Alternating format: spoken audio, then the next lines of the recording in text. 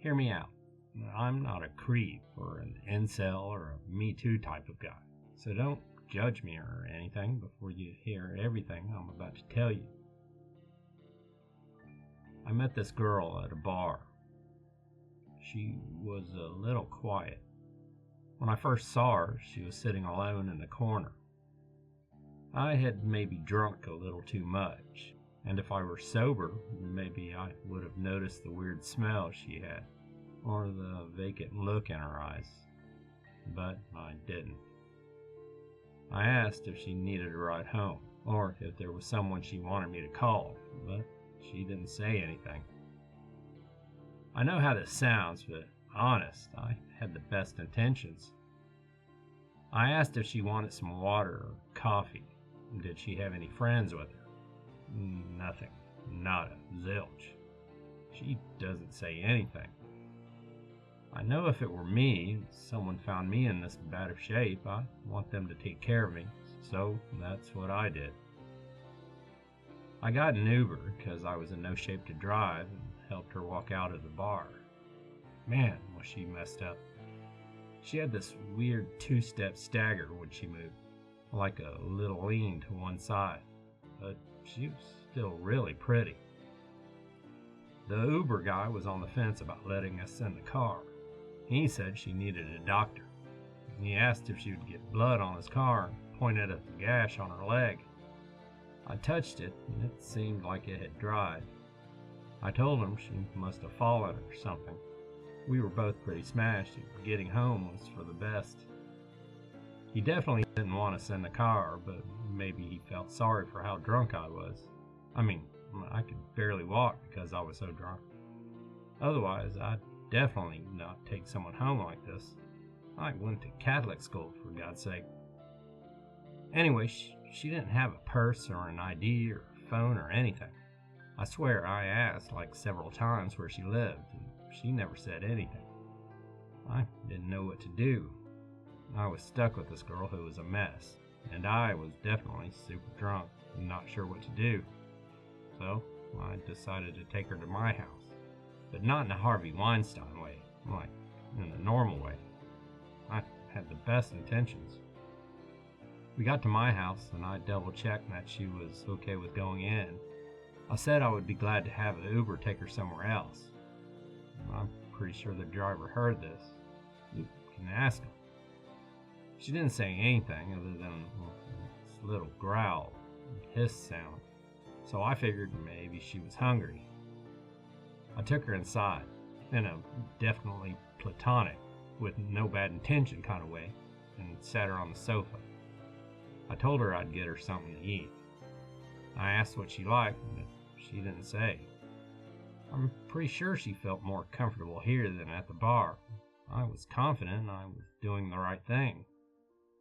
I figured maybe she wasn't hungry, so I sat down next to her, like in a friendly way, not in any sort of stranger danger way. And she didn't move. I leaned in close, just to see if maybe she was speaking low and I couldn't hear her. Not for any other reason, really. I put my arm around her in case she was cold. If she had said to move it, I definitely would have. No questions asked, but she didn't, so I figured it was fine. That's when everything went downhill. Without warning, she turned and bit my arm. I didn't know human teeth could sink so deep. She ripped her face away and took a mouthful of my arm with her. I pulled away and she jumped on top of me. She clawed and bit at my face, and it took all my strength to throw her off. I tried to run, but she was on me in a flash. By her own choice, mind you. I didn't know what to do. I reached for the closest thing, a laptop stand, hit her in the head with it. She went limp and fell. I wasn't trying to kill her, I swear. I have 3 younger sisters. Not calling the police isn't an admission of guilt. Where she bit me started to itch like crazy. I probably should have called an ambulance. When I wrapped her with a rug, it was definitely about cleanliness, not hiding her body. I'm a good person. I scratched the bite as it spread up my arm. Maybe I needed a shot. Maybe it was a bacterial infection and I needed some antibiotics. Either way, I didn't do any of that. I just kept scratching. When I put her in the back of my truck, it wasn't to get rid of her body.